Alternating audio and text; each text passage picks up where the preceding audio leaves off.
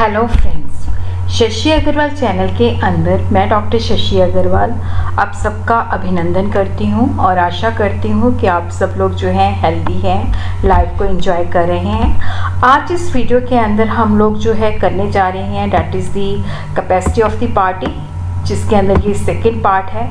आज का जो हमारा सब्जेक्ट है that is the business law, और बिजनेस लॉ के अंदर हम करने जा रहे हैं चैप्टर 3, जिसको पहला मैं वीडियो डाल चुकी हूँ कैपेसिटी ऑफ पार्टीज, जिसके अंदर मैंने आपको माइनर के बारे में बताया था। और आज की इस वीडियो के अंदर जो है हम अंडरस्टैंड करेंगे, क्योंकि देखो जो वैलिड कॉन्ट्रैक्ट होता है उसके लिए एक कंडीशन होती है सेक्शन 10 के अंदर, the person who are entering into the contract they should be competent to enter into contract. तो जो यहाँ पे हमने पहले स्टडी किया था कि जो माइनर होता है वो बंदा जो है कॉन्ट्रैक्ट नहीं एंटर कर सकता, जो व्यक्ति अनसाउंड माइंड का होता है वो भी नहीं कर सकता, जो व्यक्ति डिस्क्वालीफाइड होता है वो भी नहीं कर सकता। तो इसके जो रिटन नोट्स हैं वो मैंने अपने ब्लॉग पे शेयर कर दिए हैं। आपको ये कंप्लीट जो टॉपिक है इंग्लिश के अंदर मेरे दूसरे channel Shashi Agarwal economics and law classes के अंदर भी अवेलेबल हो जाएगा। इसके रिटन नोट जो हैं वो इस वीडियो के डिस्क्रिप्शन के अंदर मैं डाल दूँगी, ताकि आपको कोई इनकन्वीनियंस ना हो। और अगर आपको मेरा ये एफर्ट जो है सही लगता है तो इसको लाइक कीजिए, शेयर कीजिए और मेरे चैनल शशि अग्रवाल को सब्सक्राइब कीजिए। तो फर्स्ट ऑफ ऑल, जैसे मैंने आपको बताया कि एक वैलिड कॉन्ट्रैक्ट, देखो वैलिड का मतलब होता है, वैलिड क्या है, वॉइड क्या है। वैलिड का अर्थ होता है कि जब हम एक वैलिड कॉन्ट्रैक्ट करते हैं तो उसके अंदर अगर कोई पार्टी जो है उसकी टर्म्स एंड कंडीशंस पूरी नहीं करती तो हमारे पास लीगल ऑप्शन होती है, हम कोर्ट के अंदर जा सकते हैं। बट अगर वो वॉइड है तो उसके अंदर हमारे पास कोई लीगल रेमेडीज़ नहीं होती, हम उसके ऊपर मुकदमा नहीं कर सकते। तो वैलिड कॉन्ट्रैक्ट के लिए सेक्शन 10 कहता है the parties they should have the capacity to enter into contract. तो कॉम्पिटेंट पर्सन जो है सेक्शन 11 डील करता है, वो कहता है कि जो भी जिस देश के अंदर भी ये लॉ एप्लीकेबल है वहाँ पे उस लॉ के मुताबिक वो मेजर होना चाहिए, साउंड माइंड का होना चाहिए और वो डिस्क्वालीफाइड नहीं होना चाहिए। As per section 11 of the Contract Act, for a valid contract, each party to the contract must have a sound mind. देखो जो कॉन्ट्रैक्ट अनसाउंड माइंड के द्वारा बनाए जाते हैं वो वॉइड होते हैं, क्योंकि जब हम एक वैलिड कॉन्ट्रैक्ट करते हैं तो वहाँ पे होता है कि दोनों माइंड जो है उस कॉन्ट्रैक्ट की जो टर्म्स एंड कंडीशन है उसको अपनी कंसेंट देते हैं, उसको अंडरस्टैंड करते हैं। बट जो अनसाउंड माइंड का होता है लॉ उसको एज ए माइंड रिकॉग्नाइज नहीं करता। और जब भी हम अनसाउंड माइंड की बात करते हैं तो इसका मतलब नहीं है कि उसका वीकनेस ऑफ माइंड या लॉस ऑफ मेमोरी, इसका मतलब है अनसाउंड माइंड का मतलब है कि वो बंदा जो है इसकी टर्म्स एंड कंडीशन को अंडरस्टैंड नहीं कर सकता, इसके बारे में सही जजमेंट नहीं कर सकता, इसका इफेक्ट जो है वो मेजर नहीं कर सकता। तो what is sound mind? Section 12 says कि किसी भी व्यक्ति को हम तभी कहते हैं कि साउंड माइंड का है जब वो कॉन्ट्रैक्ट की टर्म्स एंड कंडीशन को अंडरस्टैंड कर सकता है, जब वो सही डिसीजन ले सकता है, उसका इफेक्ट देख सकता है। और कई बार ऐसी भी देखो सिचुएशन आती है, कई व्यक्ति जो होते हैं अनसाउंड माइंड के होते हैं हमेशा, बट कभी कभी उनका दिमाग चलने लग जाता है, साउंड माइंड के भी हो जाते हैं। तो जब वो कॉन्ट्रैक्ट साउंड माइंड की पोजीशन में करते हैं तो वो वैलिड होते हैं। और उसी तरह इसके उल्ट, जैसे कोई व्यक्ति जो है वो हमेशा साउंड माइंड का है बट कभी कभी उसका अनसाउंड माइंड हो जाता है, तो वहाँ पे हम कहते हैं कि जो उसने अनसाउंड माइंड के अंदर कॉन्ट्रैक्ट किया है वो वॉइड होते हैं। तो what is a sound mind या what is a unsound mind? देखो जो सेन मैन है, जो कि बिल्कुल साउंड माइंड का व्यक्ति है, वो इतनी ज़्यादा ड्रिंक ले लेता है कि उसको कोई होश नहीं होती। अगर उस वक्त हम उसके साथ कोई एग्रीमेंट करते हैं तो वो उस एग्रीमेंट के टर्म्स एंड कंडीशन को अंडरस्टैंड करने की पोजीशन में नहीं होता, कोई सही जजमेंट नहीं करता। तो उस सिचुएशन के अंदर वो इनकॉम्पिटेंट होता है, वो कॉन्ट्रैक्ट नहीं कर सकता। तो वो व्यक्ति जो होता है अनसाउंड माइंड का होता है। लॉ जो है हमेशा ये मान के चलता है कि जो भी व्यक्ति कॉन्ट्रैक्ट करता है वो साउंड माइंड का होता है, उसको कोर्ट के आगे प्रूव करना पड़ेगा कि ये अनसाउंड माइंड का है।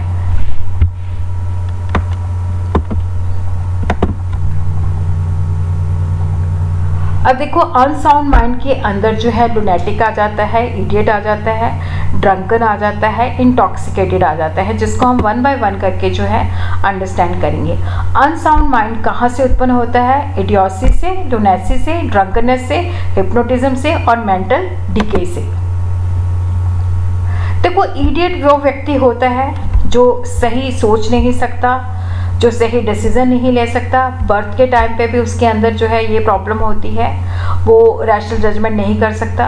उसकी इवन जो सिंपल मैटर होते हैं वो भी अंडरस्टैंड नहीं कर पाता, क्योंकि उसका जो ब्रेन होता है वो डेवलप नहीं होता।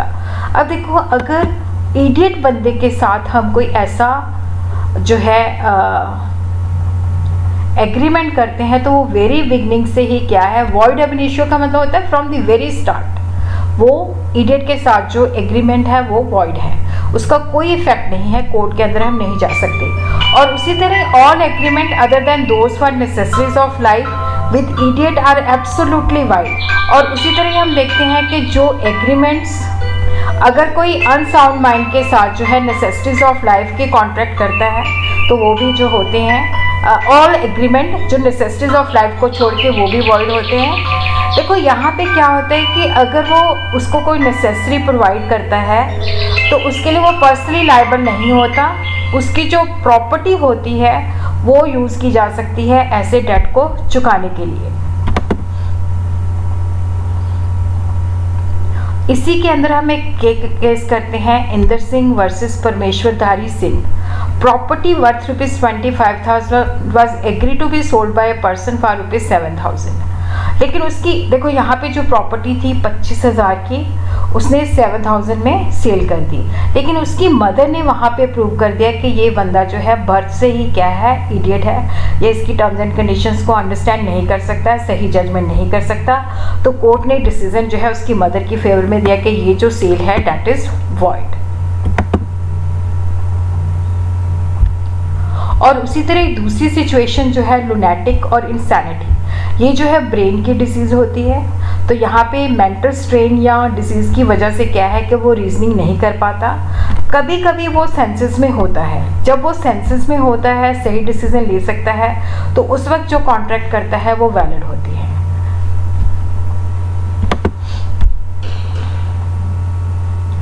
देखो एग्रीमेंट विद लुनेटिक जो होता है, अगर वो अनसाउंड माइंड का है तो वॉइड होते हैं, जब वो सही सिचुएशन में होता है, जब उसका दिमाग काम कर रहा होता है, तो वो वैलिड होते हैं।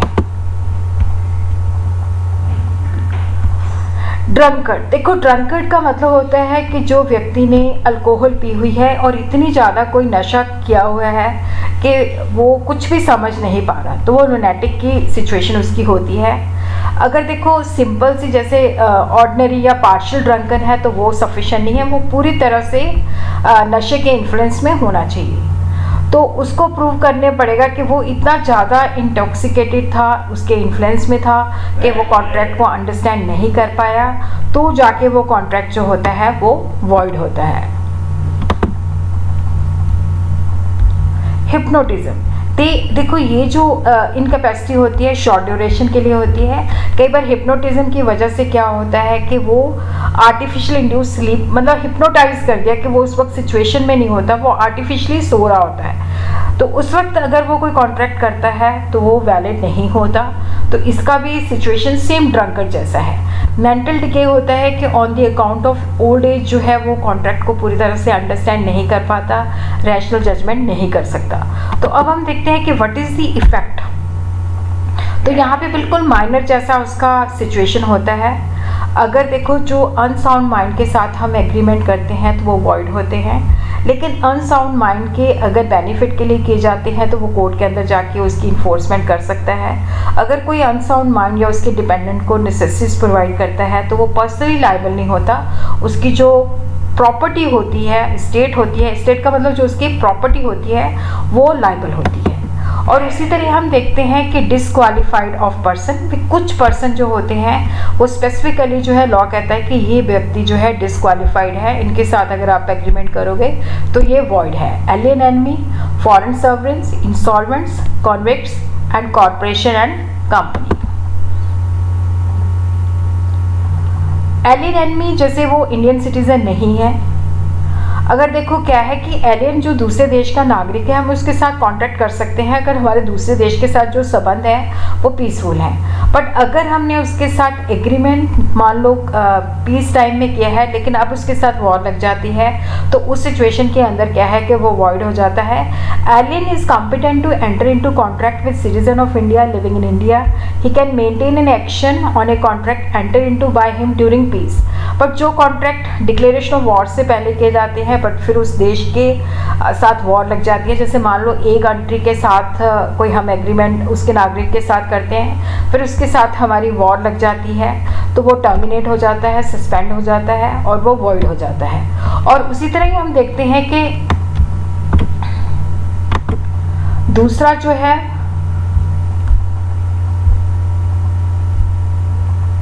Foreign sovereigns their diplomatic staff accredited representative of foreign state.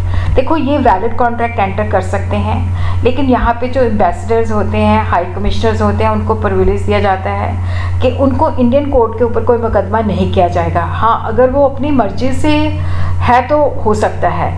और उसी तरह क्या है कि अगर हम इनके साथ कोई कॉन्ट्रैक्ट करते हैं तो इसके साथ जो है इनके ऊपर ट्रायल करने के लिए, मुकदमा करने के लिए इंडियन सिटीज़न को क्या है सेंट्रल गवर्नमेंट से परमिशन लेनी पड़ती है। तो इसके अंदर जो इंडियन सिटीजन्स हैं वो ज़्यादातर इन लोगों के साथ जो कॉन्ट्रैक्ट करते हैं थ्रू एजेंट करते हैं, तो वहाँ पे एजेंट जो होता है पर्सनली लायबल होता है।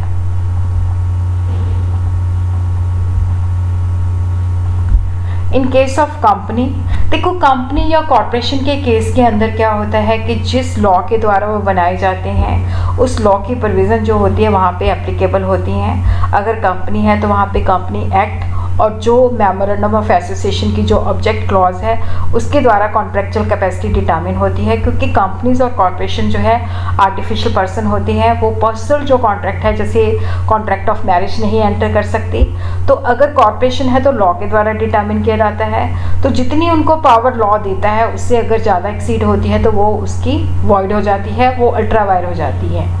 और उसी तरह कन्विक्ट जो कि इम्प्रिजनमेंट उसको सज़ा हो चुकी है तो वो भी कॉन्ट्रैक्ट नहीं कर सकता। जब तक उसकी सज़ा ख़त्म नहीं होती तब तक वो कॉन्ट्रैक्ट नहीं कर सकता। सज़ा ख़त्म हो जाने के बाद जो है वो कॉन्ट्रैक्ट कर सकता है। इसी तरह जिस व्यक्ति का दिवालिया निकल चुका हो वो कॉन्ट्रैक्ट नहीं कर सकता, क्योंकि उसकी प्रॉपर्टी जो है ऑफिशियल रिसीवर और ऑफिशियल असाइनी के पास चली जाती है। दिवालिया निकलने की सिचुएशन के अंदर क्योंकि लाइबिलिटी बहुत ज़्यादा होती है, एसेट कम होते हैं, तो हम कहते हैं कि इस व्यक्ति का दिवालिया निकल गया, तो उसकी सारी प्रॉपर्टी जो होती है ऑफिशियल रिसीवर या ऑफिशियल असाइनी के पास चली जाती है। और जब तक क्या होता है कि जब तक वो कोर्ट उसको डिस्चार्ज नहीं कर सकता तो वो डिस्क्वालीफाइड होता है, वो कॉन्ट्रैक्ट नहीं कर सकता। हाँ, जब कोर्ट कह देते हैं कि भाई तू डिस्चार्ज हो गया तो उसके बाद जो है वो वैलिड कॉन्ट्रैक्ट कर सकता है।